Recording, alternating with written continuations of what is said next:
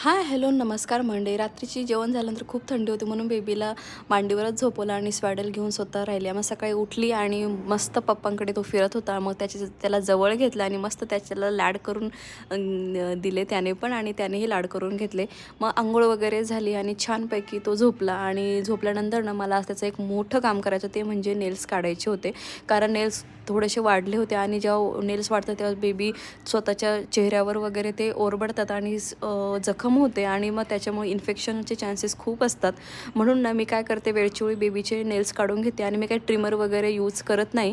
मी आपलं जे नेल कटर आहे नॉर्मल त्यानेच काढते. कारण स्टार्टिंगला थोडी भीती वाटायची पण आता ती पूर्ण भीती गेली आणि बेबी झोपल्यानंतरच हे काम करायचं, ही महत्त्वाची टिप्स आहे. आणि तुम्ही बघू शकता नेल्स वगैरे मी हातांचे आणि पायांचे दोघांचेही काढून घेतले.